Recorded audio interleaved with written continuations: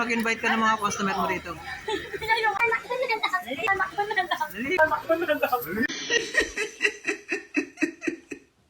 Ikaw na nandiyan eh. Sabi mo, punta po kayo dito sa pwesto namin sa market day. Oh, iya pa si mga. Naya siya. Okay ka lang, okay ka lang.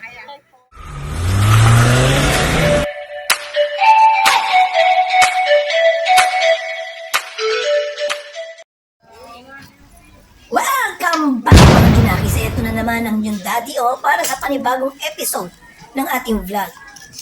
And today, ayun, bumagsak.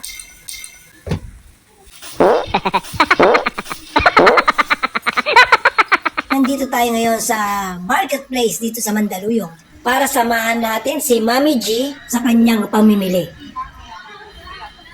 First stop, tumingin siya ng sastre. At naghahanap siya ng pwedeng mag-repair ng kanyang pants. At yun nga, wala pa daw yung mananahe doon sa unang pinuntahan namin, kaya lumipat kami ng ibang pwesto ng mananahe.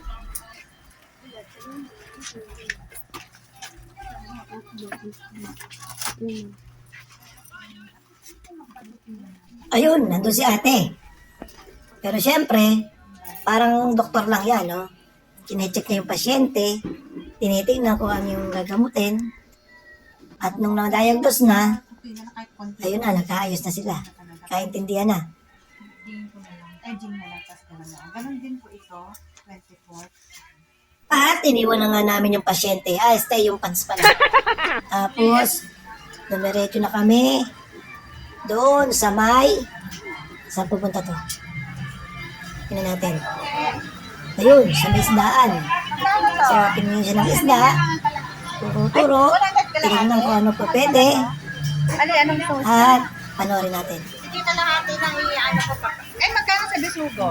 450 kilo. 450. Mahal talaga. Sa bangus, 240 ang kilo bangus. Ay, ano ko na lang sa sardinas ko. paksiw mo. Ito na nga yung papaksi niyo.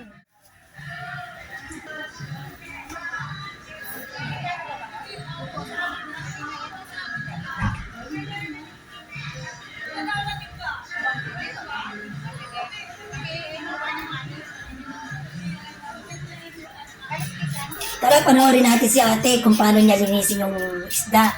Particularly itong bangus. Galing niya, oh. Oh, partida pa yan, ha? Naglilinis lang bangus habang nagmamarites.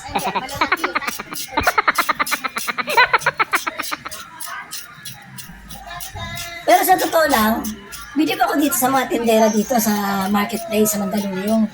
Kasi tingnan niya, mag-isa lang siya.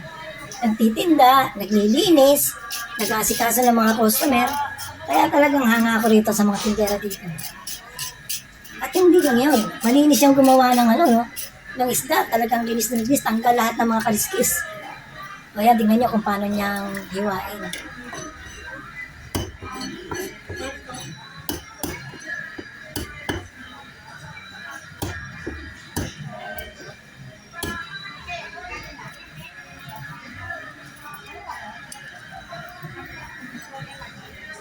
O, diba? Simple-simple lang, ano? Kaya bang gawin niya sa bahay niyo? Sabi namin, hatiin niya sa 6. Kaya yun, no? Tsaka nakita mo yung ginamit niyang panukat, oh. Hindi na siya gumamit ng, ng metro. Daliri lang. Ayos na. Wow! Ating kapatid talaga yung ginawa niya. 6. Ate, sa yung tray?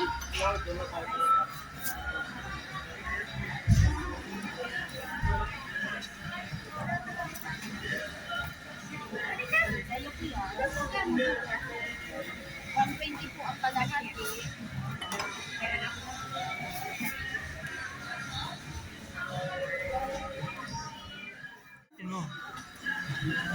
Ano kayo ka?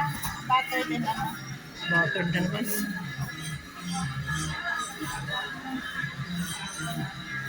Gawa na kayo sa kabatter ko.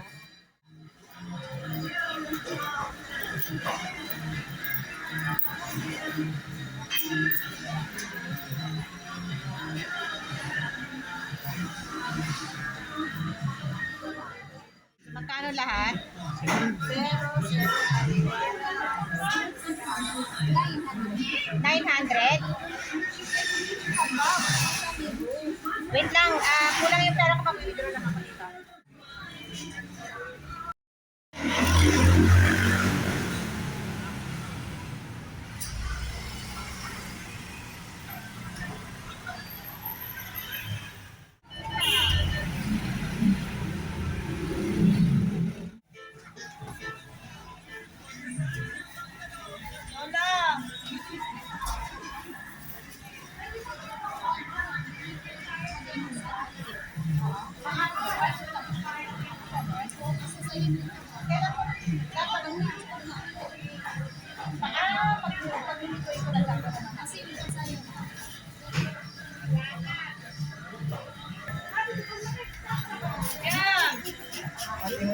Beach ko daw ako.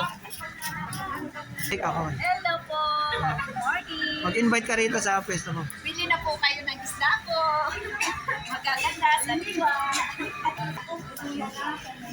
Paano ito bibisan mo niya ako ng kalahati? Ano ba? Ulang. Sibuyas is life. Yan ang basihan ngayon ng yayamanin. Wow! Kamatis ka nga yan? Mayaman ka ngayon. Yeah. Mayaman ka ngayon. Nagbawang ka ba tayo? Yan, nag-chat na siya, ano?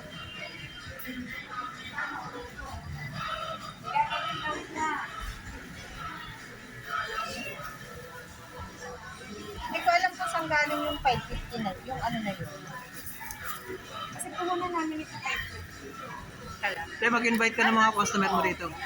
Yung anak ko na lang. Hindi, ikaw na dyan eh. Sabi mo, punta po kayo dito sa pwesto namin sa Market Street. Oh, iya pa si Mama. Naiya siya. Okay ka na lang, okay ka na lang. Ay po. Nasasakay ka lahat.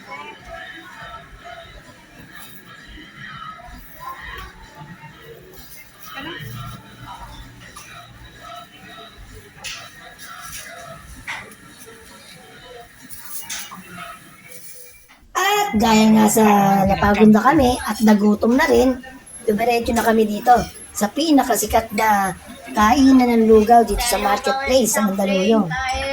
Ito yung dating kila long hair. Ito parang mga anak na to. Sila na nagpatuloy mga negosyo ng mga long hair brothers. Nakuha rin nila yung lasa at sarap ng mga original na lugaw na ginagawa ng long hair brothers. Kaya't laging maraming tao dito.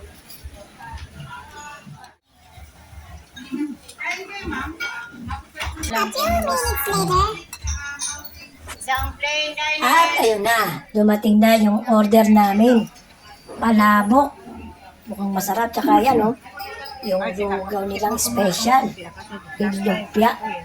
Lumpiang saksakan ng sarap. Ano siya eh, yung tuma.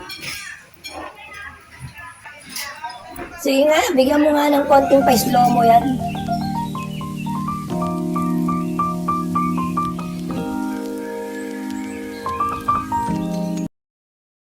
O, di ba? Tingin pa lang talagang takam na takam ka na. So, ano masasabi mo ngayon? Lugaw is essential, di ba? Yan ngayon ang patunay na talagang masarap. Di ba, Taong? At tatapos na kami mamili at nakakain. So, it's time to go.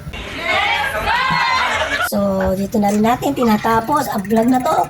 Once again, this is your Daddy saying, stay safe, ride safe, and God bless. Bye-bye!